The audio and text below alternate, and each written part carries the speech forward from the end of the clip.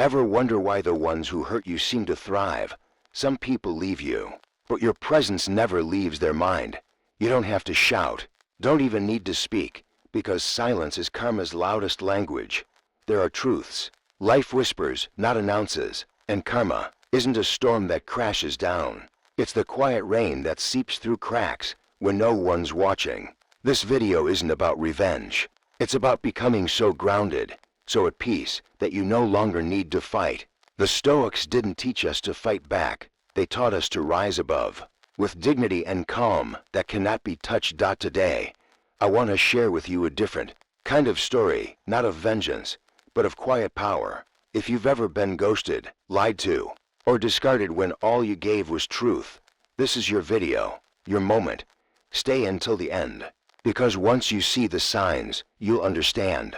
Karma doesn't come to punish, it comes to teach, and sometimes it teaches best through silence. I want you to imagine this. Someone hurt you. Maybe they lied. Maybe they left. Maybe they said they just needed space, or they were focusing on their own growth. You know those phrases, right? I'm just busy, or I'm working on myself. They sound reasonable, even noble. But what if I told you that behind those words, there's often something deeper, something quieter, but far more telling. Have you ever felt that sudden silence from someone who once used to light up when your name appeared on their phone? That space they claimed they needed starts to feel more like an escape, not from you, but from themselves. Because here's the truth. People who are at peace with themselves don't hide from conversations. They don't run from reflection. They don't avoid accountability. In my experience, and maybe in yours too, silence isn't always peace. Sometimes it's just noise in disguise, a shield against guilt, a delay in confronting what their conscience already knows. And that's what I want to talk to you about today. Not blame, not resentment, but the psychology of avoidance and how, in the light of Stoic wisdom, we can see it for what it is. A friend of mine, David, went through this. He was in a long-term relationship, and one day, no big argument, no loud exit. She just said she needed time to focus on herself. It sounded mature, it sounded healthy, but days turned into weeks, and weeks into months. No follow-up, no clarity, just curated social media posts about healing and energy. David felt confused. Was she angry? Was she hurt? Was it about him? Or was she running from something within herself? And the more we talked, the more it became clear. She wasn't looking for peace. She was avoiding the echo of her own conscience. Because when you betray someone who gave you softness, who gave you their truest self, the silence that follows isn't serenity. It's the sound of guilt trying to find a way to breathe. Marcus Aurelius, one of the great Stoic philosophers, once wrote, "The best revenge is to be unlike him who performed the injury."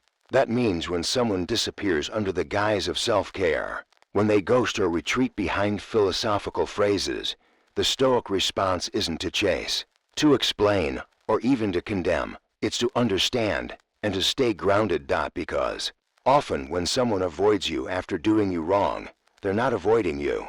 They're avoiding the version of themselves they became in your presence, the version they're not proud of. And every time they see you or think of you, they're reminded of who they could have been and what they chose instead. Psychologically speaking, this behavior is often called cognitive dissonance. It's the discomfort that comes when our actions don't align with our values, and when the dissonance becomes too loud to bear. The brain's defense mechanism kicks in, avoidance. It's easier to block you than to face you. Easier to pretend they're growing than to admit they hurt someone who never deserved it. But here's what I want you to know. You don't have to make sense of their silence. You don't have to decode their metaphors or read between their Instagram captions. Your peace doesn't depend on their confession. That's the freedom Stoicism gives us, the power to place our serenity where no one else can reach it. I often tell my audience this: when someone is truly healed, they communicate. When someone is truly growing, they don't need to vanish. They can evolve right in front of you. But when they disappear without a trace, when their presence turns into a void filled with vague quotes and spiritual bypassing, it's not evolution, it's avoidance dressed in self-improvement. Seneca said, "No man is more unhappy than he who never faces adversity, for he is not permitted to prove himself." I'd argue the same about those who never face their conscience. Because real healing isn't aesthetic. It's not beach sunsets and yoga poses. It's sitting alone with the version of yourself you'd rather not meet, and choosing to become better anyway. So if someone left you with silence, if they said they were too busy, or too lost, or too focused on themselves, I want you to hear me clearly, that silence isn't always about you. Sometimes it's their soul, wrestling with itself. Sometimes it's fear. Sometimes it's guilt. And sometimes it's the beginning of their own reckoning. You don't need to interrupt that process. You don't need to insert yourself back into their narrative. Let their silence be theirs. Let your peace be yours. The Stoics knew this. Our greatest strength lies not in control, but in detachment. Not the cold kind, but the wise kind. The kind that says, I see you, I understand, and I choose not to carry what isn't mine. So I'll leave you with this. If someone's silence has left you questioning, hurting, overthinking, take a breath, look in the mirror, and remind yourself you were honest, you were real, you were there, and that matters, because not everyone can say the same. And someday, in a quiet room with no distractions, no filters, and no applause, they will hear what you once offered, not through your voice, but through their own echo. That's not revenge, that's karma, and you, my friend, don't need to chase it. You're already ahead. Stay grounded, stay kind, and keep building the kind of peace no one can walk away from. And if this message found you in a quiet moment, maybe it was meant to double quotes, you still exist in their mind even in silence. They don't mention your name, they don't call, they don't text. On the surface, it looks like they've moved on, new friends, a curated feed, loud laughter and Instagram stories. But make no mistake, your absence hasn't gone unnoticed. In fact, it haunts them more than your presence ever did. I want you to imagine something. Imagine being in a room full of people, surrounded by noise, by distractions, yet feeling a sudden stillness, a sharp, lingering thought that echoes louder than anything else. That thought is you. That memory, uninvited but persistent, is the karma they now live with. You see, real karma doesn't knock on the front door and announce itself. It creeps in through the quiet moments when they lay in bed scrolling past midnight, when they hear a song that used to be yours, when someone smiles like you did, speaks like you did, and for a moment, they forget it's not you. That's the power of unresolved connection. That's how karma speaks, not through thunder, but through whispering thoughts they can't silence. There's a concept in Stoic philosophy called fantasia, the impressions left on the mind. Seneca and Epictetus both wrote about how our actions and interactions leave marks, and how the virtuous or harmful nature of those marks determines the peace or unrest of our minds. When someone wrongs a person who was genuine, who offered care, patience, and trust, their soul keeps a record. Even when their ego tries to bury it, that record becomes a quiet mental loop. You become a shape in the shadows of their routine, a scent that triggers regret, a silence that feels heavier than noise. I once knew a man named Jordan, successful, driven, the type of person who always seemed in control. He dated a woman named Claire, calm, kind, deeply intuitive. She understood his silences, supported his ambition, stood by him when no one else did. But Jordan, like many who think love is disposable, took her grace for granted. He grew distant, cold. He never cheated, but he betrayed in subtler ways, disappearing, emotionally weaponizing indifference, testing how far she would bend before she broke. And then one day she didn't break. She walked away, quietly, no tears, no final speech, no begging for closure. Weeks passed, then months. Jordan filled the space with work, dates, success. He posted more than usual, smiled wider than he felt, but something strange began to happen. In meetings, he'd hear a phrase Claire used to say. In the cafe, someone would order her drink. A colleague would laugh with the same rhythm she had. And suddenly he wasn't in the present anymore. He was back there, in moments he thought he'd buried, now replaying like scenes from a film he couldn't stop watching. That's karma. Not punishment, but persistent presence. You don't need to knock on someone's door to be remembered. When your presence was genuine, your silence becomes unforgettable. Psychologists talk about a phenomenon called emotional imprinting. When someone leaves a deep emotional impact, good or bad, our brains hold on. It's why songs hurt, why smells transport us, why a certain kind of silence can make our chest feel heavier. The Stoics knew this without MRI scans. They understood that the internal life is shaped not just by what happens, but how we react, what we regret, and what we refuse to process. So if you're wondering whether someone forgot you, let me tell you this: they didn't.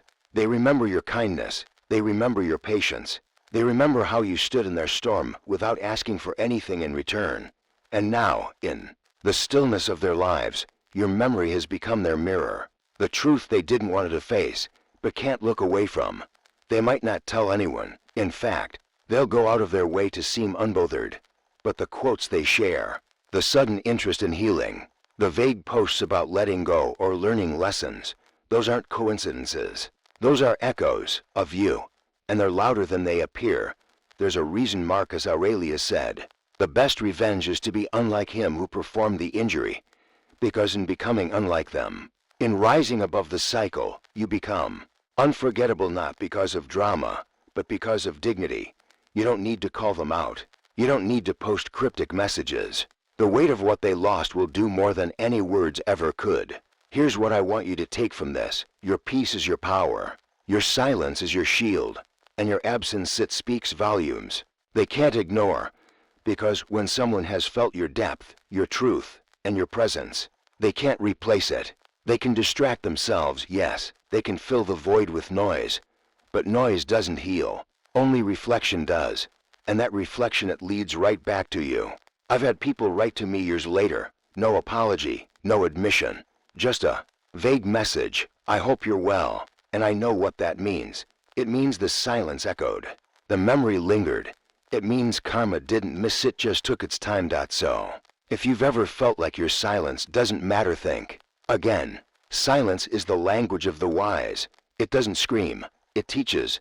Let them wonder. Let them scroll through your life from a distance. Let them sit in rooms that no longer have your voice. Because every time they reach for something real and it slips through their hands, they'll remember how steady yours once were. And that's the kind of revenge that leaves no scars, only truth. Quiet, lasting, and deeply, undeniably present. You still exist in their mind, even in silence. 3. There is nothing more haunting than meeting yourself in someone else's behavior. Have you ever felt that? That strange, gut-deep realization when someone starts treating them exactly the way they once treated you. And suddenly, without a word spoken, something shifts in their expression. A flicker of discomfort, a pause in their confidence, a silent crumbling behind the eyes. You know, in that moment, karma didn't shout, it whispered. And it hit exactly where it needed to. You didn't have to do anything. You didn't have to return the pain or even wish it upon them, because life, or the universe, or nature as the Stoics would call it, has its own timeline for justice. And sometimes, its sharpest lessons are not punishments. They are reflections. Imagine this: someone once made you feel invisible. They left your messages unread. They knew your heart, but they treated your care as disposable. And they thought silence was strength, that your vulnerability was weakness. But now, months or years later, they meet someone who flips the script. This time, they're the one waiting by the phone. They're the one rereading every message. They're the one wondering if they were enough. And they remember, not because you reminded them, but because life did. That's karma, not as vengeance, but as revelation. One of the most powerful lines from Marcus Aurelius is this: "The best revenge is to be unlike him who performed the injury." Stoicism doesn't promise that wrongdoers will fall. It teaches us not to fall with them, not to become what hurt us. And the beauty of it, life takes care of the rest. I once knew a woman, let's call her Emma, who supported her husband through the lowest parts of his life. Financial ruin, depression, lost purpose. She was his anchor. And then when success came, when the world began to notice him, he noticed someone else too. Someone flashier, louder, easier to impress. Emma didn't argue. She didn't plead. She just walked away with grace so quiet it left an echo. 2 years later, I ran into him at a friend's wedding. He was with that new woman, but the glow had faded. In a quiet moment, he confessed to me, "I didn't know peace had a name until I lost it." Emma was peace. He wasn't talking about punishment. He was talking about awakening. You see, when people lose someone real, not perfect, but deeply sincere, they don't just lose a person. They lose a version of themselves they can no longer return to.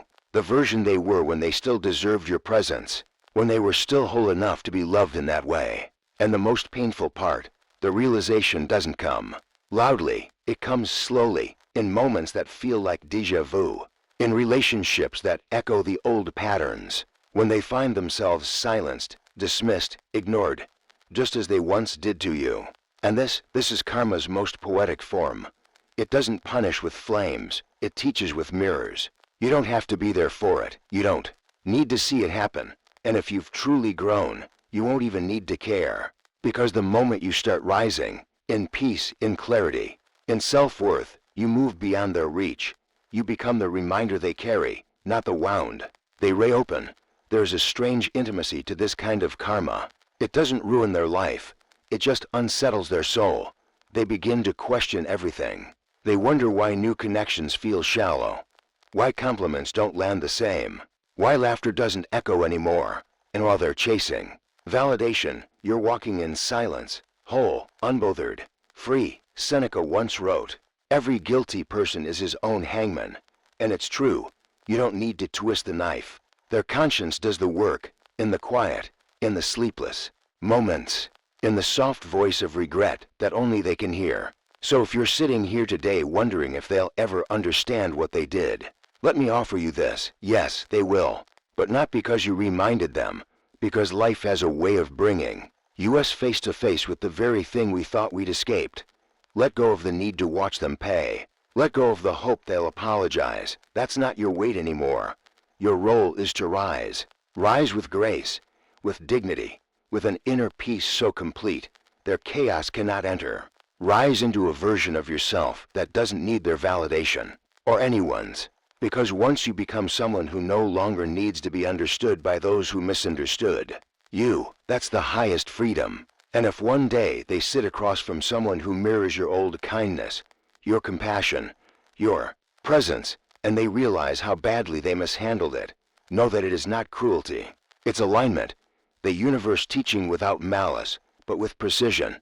You were never forgotten, only unrecognized. But now, you are unforgettable, not because you shouted, not because you stayed angry, but because you healed, quietly, completely. And that is the kind of revenge that doesn't need an audience. It just needs truth. For double quotes, life quietly takes back what isn't appreciated. I want you to think about this for a moment. What if life doesn't punish with thunder or fire, but with silence? What if karma doesn't come crashing through the door to confront someone who's taken good things for granted, but simply slips away, taking those good things with it? I want to share something with you today that most people only realize too late. Life doesn't beg to be valued. It offers, it gives, it waits. And if it's not seen for what it is, it leaves. You see, there's a quiet kind of justice that doesn't make headlines. It doesn't involve revenge arguments or grand exits. Instead, it's in the small things. The friend who used to check in every week goes quiet. The love that once felt unconditional starts to feel distant. The opportunities, the chances, the magic, they all begin to dry up, not as punishment, but as a simple correction. A whisper from the universe saying, you didn't see the value in what you had, so it's time for it to go somewhere it will be. I want you to imagine this. There's someone who once had your trust, your loyalty, your time. You gave it freely, not because they asked, but because it felt right. You showed up, again and again. You listened, you supported. You were there on the days they didn't even know how much they needed you. And maybe over time, they stopped noticing. It wasn't sudden. It never is. Maybe it started with being too busy to reply, or too distracted to ask how you were doing. Maybe they started assuming you'd always be there, even when they weren't present themselves. And the saddest part, they didn't even recognize it as neglect, because to them, your love had become expected, routine, background noise. But here's the thing about life, about people, about the very energy that holds relationships together. What's not appreciated deteriorates. What's not valued vanishes. I once worked with a woman named Claire. mid-40s, wise, grounded. She had this phrase she'd say every time someone treated her poorly. Without realizing what she brought to the table, life's polite, but it's firm. At first, I didn't get it. But over time, I watched it play out, in friendships, in love, in careers. Life always gives signs before it walks away. In Stoic philosophy, this truth is echoed with deep clarity. Seneca once said, "Every new beginning comes from some other beginning's end." And that end often happens not because something was broken, but because it was taken for granted. You know, we're wired to seek justice.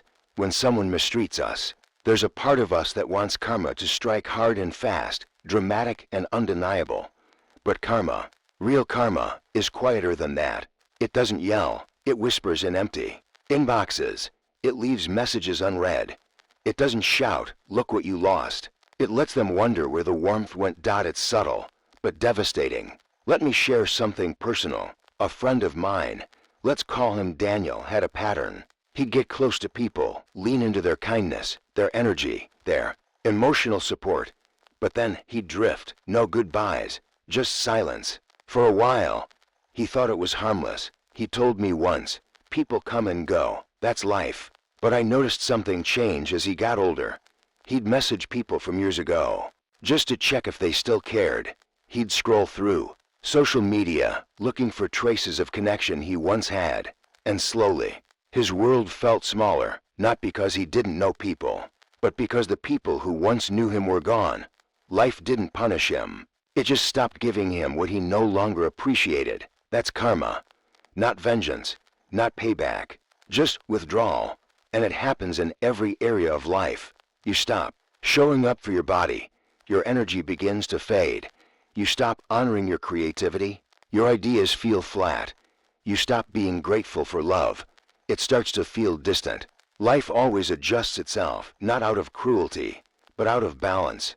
Now, here's something important. Sometimes, we are the ones who let something go too soon. We thought that friend would always be there. We assumed the job would always be waiting. We believed the love would never leave.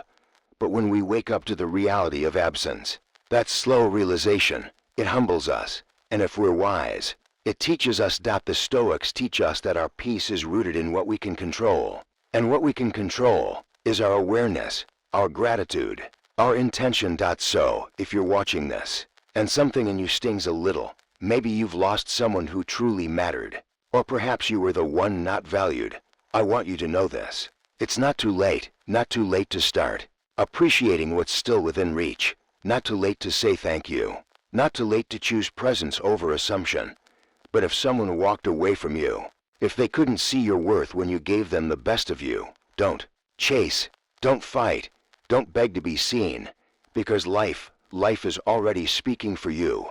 It's already pulling your energy towards someone, somewhere, who will notice. In time, those who didn't will feel the echo. They'll look around and wonder where the light went, and they may never say it out loud, but they'll know, they'll feel it, because no one truly forgets something real. They just pretend, until pretending isn't enough anymore. So today, I ask you, what in your life have you been overlooking?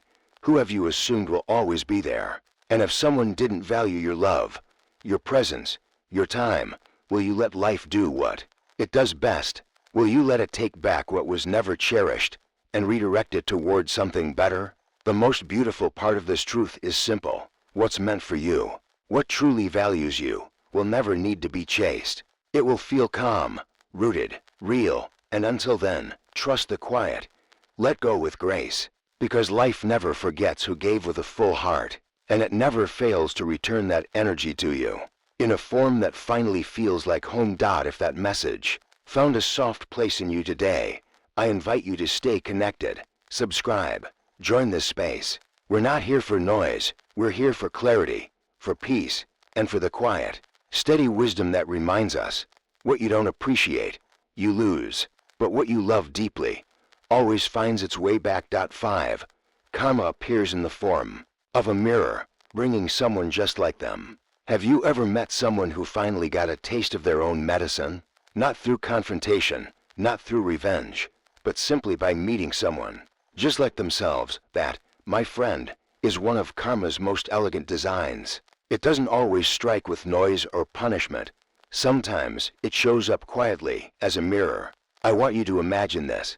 Someone who once manipulated, dismissed, or emotionally fractured others walks into a new relationship, and it feels like magic. Finally, they think, someone who understands them, someone who sees them, desires them, meets them where they are. But over time, the patterns emerge. Warmth becomes coldness, kindness becomes withdrawal, vulnerability is met with silence, and suddenly, they're not in control, they're confused, they're anxious, they're hurt in the same ways they once hurt someone else. That's not revenge. That's karma reflecting, precisely, silently, with depth. You see, life has a way of circling back what we send out, not to punish us, but to teach us, to show us, not from a textbook or lecture, but from experience, what our actions truly feel like. I once knew a man, let's call him Eric. Eric had a habit of keeping people emotionally starved. He wouldn't ghost you. He wouldn't hurt you, obviously, but he'd breadcrumb affection, offer half-hearted connections, and pull back whenever someone tried to get close. He called it guarding his peace, but really, it was control. It was fear dressed as strategy. He dated kind, emotionally available women. They listened. They cared. They forgave. And one by one, he watched them walk away, heartbroken, confused, questioning their worth. Eric felt nothing, for years, until he met someone who made him feel like the sun finally rose in his life. She was magnetic, compassionate, addictive. At first, she mirrored all his love languages, but slowly, she began to retreat, didn't answer texts right away, skipped over his vulnerability, flirted with detachment. And that's when it hit him, not immediately, but like a slow storm. In his chest. This is what I did. It wasn't just heartbreak. It was recognition. He was seeing himself, his past behavior, through someone else's eyes. And there was no arguing with it. No justification strong enough. No logic clean enough to wash it away. That's karma in its highest form, not vengeance, but reflection.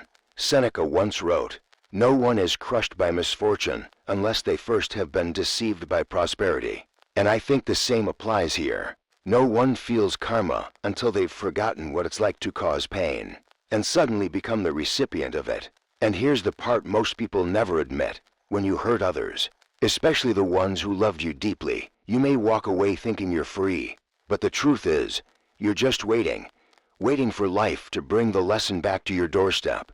And when it does, it won't be a loud crash. It will be the quiet discomfort of seeing yourself in someone else's actions. That's the mirror. The Stoics believed that every person is responsible for the energy they bring into the world. Marcus Aurelius said, "The best revenge is to be unlike him who performed the injury." But what happens when someone doesn't choose that? What happens when someone repeats the injury until the injury comes back, wrapped in charm and dressed like fate? Karma lets people meet their match, not to break them, but to wake them, to give them a front row seat to their own patterns, now reversed.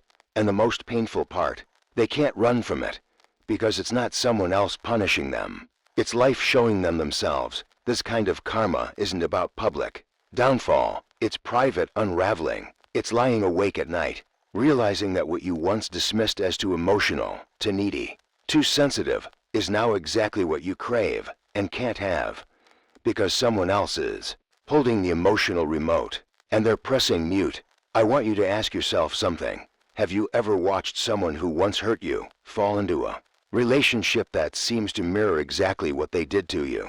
And suddenly, you don't feel angry, you feel still, because you didn't have to do anything. You didn't have to orchestrate their fall. You just had to live, to grow, to move on. And life took care of the rest. You see, when you truly evolve, your role is no longer to correct, expose, or punish people. Your role is to transcend, to rise so far above the chaos that your silence becomes louder than your words. Let them meet their mirror.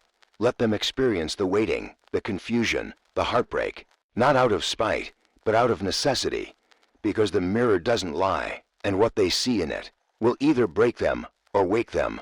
I once heard someone say, "You don't know the value of what you destroyed until you experience it from the other side." And that stuck with me, because that's exactly how karma teaches, through contrast. It doesn't need to lecture. It just hands you the experience, and lets you feel it. Now maybe you're the one who's been through the pain. You were gaslight, neglected, discarded, and you've been waiting for the universe to show them. This is your reminder. It already has, maybe not publicly, but in the one place they can't escape, their reflection. That's karma's power, not in fireworks, but in mirrors. So, what do you do now? You let go. You wish them clarity. You wish them truth, and you move forward, quietly, powerfully, because karma doesn't need your help. It just needs your absence. And when that mirror shows them who they were, when they realize what they lost, what they became, they'll know. Even if they never say it, you'll be the echo in their silence, the missing warmth in their cold nights, the one they remember, not because you haunted them, but because they could never replace you. And that is the most poetic lesson of all. Let karma handle the reflection. You keep becoming someone worth remembering. 6. Every relationship that ends carries away a light that once illuminated their soul. People think they're walking away from a person, but they don't realize they're abandoning the best part of themselves, the empathy, the patience, the belief in something genuine. There's something no one really prepares you for. The silence that follows the end of a connection that once felt real. Not just romantic relationships, but any bond where you gave sincerely, listened deeply, stayed longer than you should have, and believed with your whole heart. When someone leaves, they often walk away thinking they've regained their freedom, that they've outgrown the connection, that cutting ties means cutting weight. But here's the truth they rarely see in the moment. They don't just walk away from you.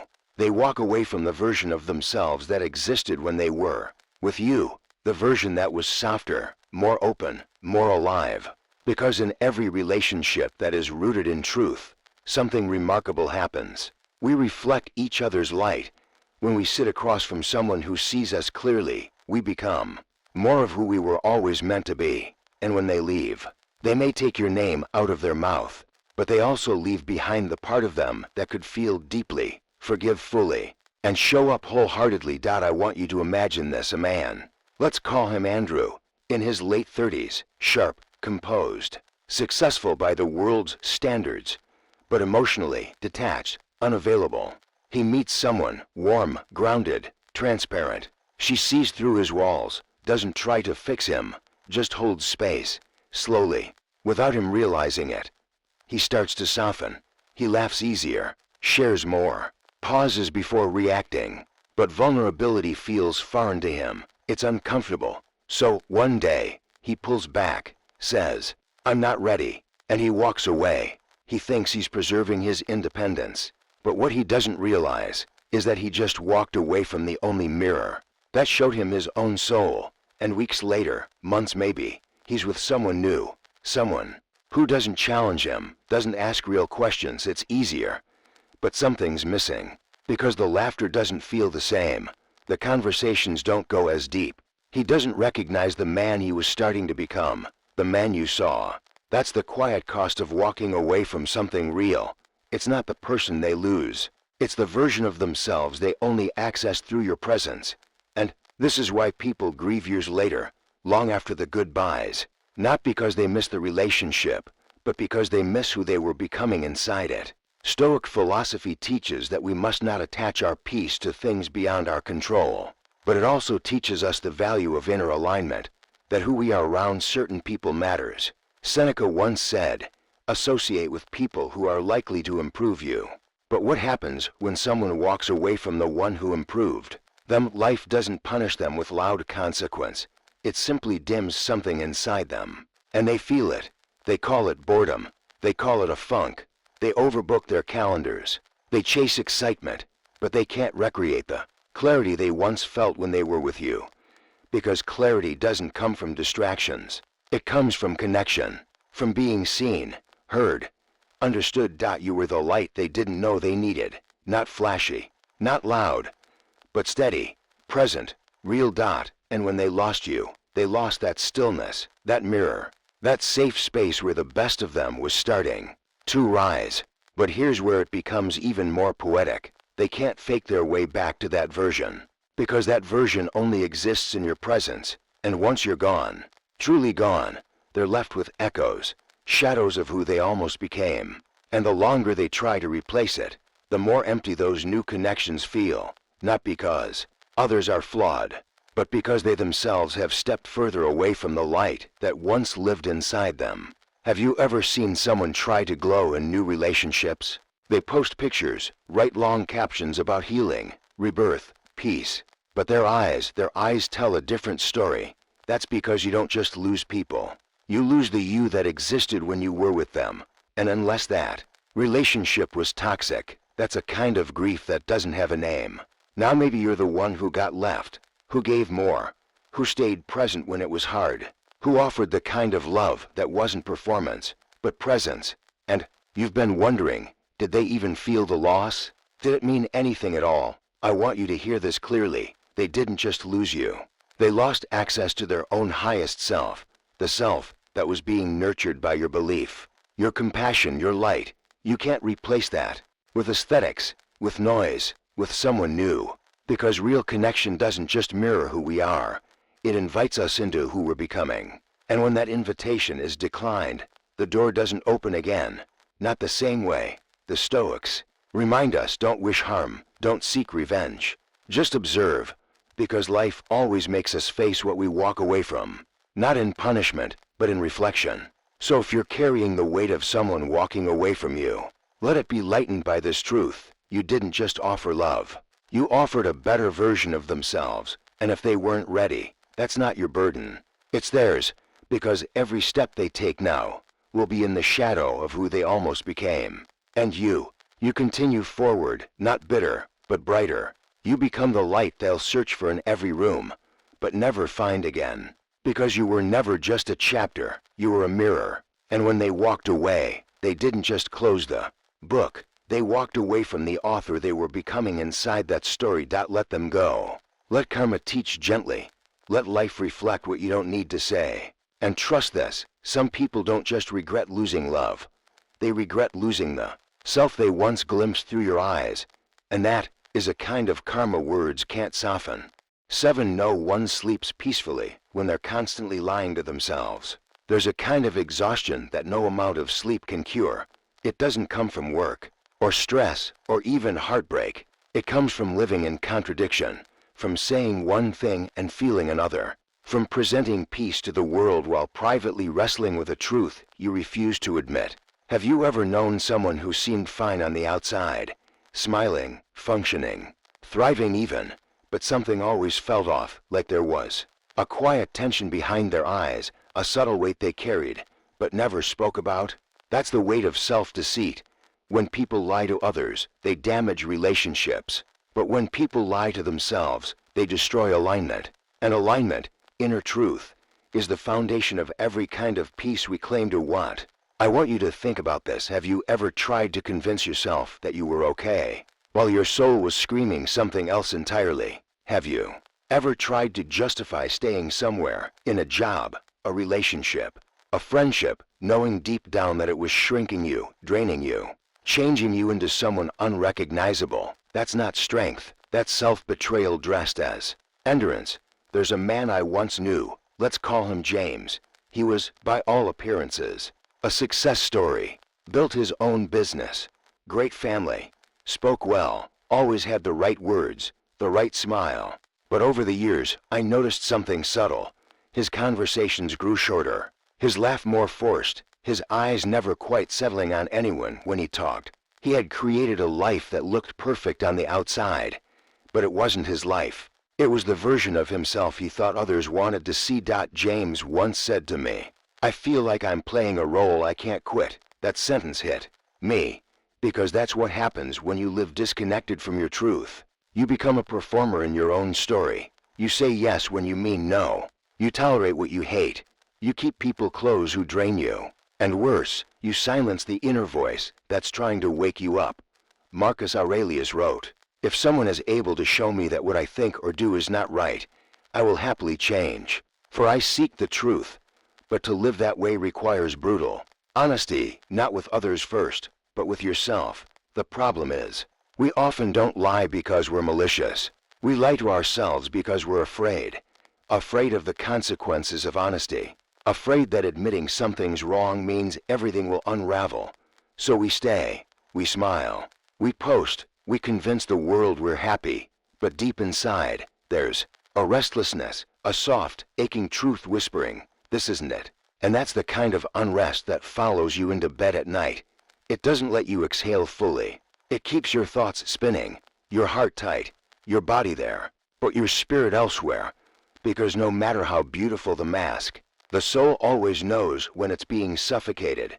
There's a term in psychology, cognitive dissonance. It describes the mental discomfort we feel when our actions contradict our beliefs, when who we are is out of sync with how we live. And the longer you live in that dissonance, the more you fracture, quietly, invisibly. You may not lose your job, you may not lose your relationship, but you will lose something much more subtle, the ability to feel fully present in your own life. Because when you lie to yourself repeatedly, you teach your mind that your feelings don't matter, that your instincts are wrong, that your boundaries are negotiable, and in doing so, you dim the very intuition that was built to protect you. People will say, time heals everything, but time doesn't heal self-deception, only truth does. And sometimes, telling the truth to yourself sounds like this: I'm not okay. This isn't the life I want. I miss who I used to be.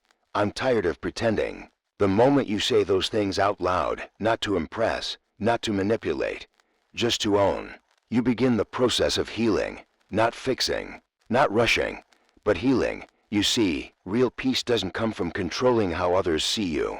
It comes from being able to look at yourself in the mirror and say, I might not have it all figured out, but I'm being honest. And that honesty, it's a doorway. Once you step through it, everything changes. Maybe slowly, maybe painfully, but it changes because your soul wasn't made to live in a house built on falsehood.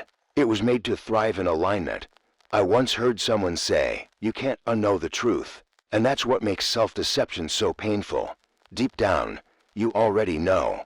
You know when a job is wrong, when a relationship is broken, when your boundaries are being crossed.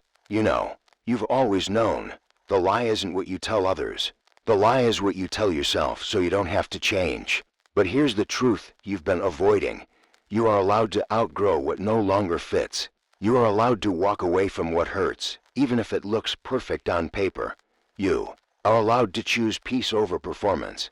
And most importantly, you are allowed to live a life that actually feels like yours. So if you've been restless, if your chest tightens at the thought of staying where you are, if your silence has become a scream, that's not a breakdown. That's your soul asking for alignment. Stoicism doesn't teach emotional suppression. It teaches emotional awareness, so you can respond to life, not react. So you can build from truth, not fear. Seneca once said, a guilty conscience never feels secure, not because someone will catch you, but because you've already caught yourself. So if you want to sleep peacefully again, if you want to wake up and feel like you're actually in your life, start here. Tell the truth, first to yourself, then to the world, not in a performance, but in your choices. Your peace isn't in controlling the narrative. It's in living a story you don't have to lie about. And that's where real strength begins. Some of life's most powerful lessons don't arrive with explosions, they arrive in stillness. The kind of silence that reveals truth, not through spectacle, but through reflection. When someone loses you, not to revenge but to their own conscience, karma has already begun its quiet work. Stoic philosophy reminds us you don't have to fight back to reclaim your power. You rise above, you breathe through the storm, you become so deeply grounded that chaos simply can't reach you. As Marcus Aurelius said, the best revenge is to be unlike him who performed the injury. We're not here to play victim, nor to plot vengeance. We're here to become stronger, clearer, more aligned with who we truly are. And if you've ever been ghosted, betrayed, misunderstood, or abandoned, know this: your greatest power lies not in proving them wrong, but in living so truthfully and peacefully that their actions can no longer touch you. This channel is a space for calm thinkers, for quiet builders, for those who don't shout but lead. So hit subscribe and join a community of modern Stoics, people who don't chase closure, but build clarity. People who don't scream justice, but live it every single day here. We don't shout over the noise. We become the silence that transforms it. And in that silence we grow together.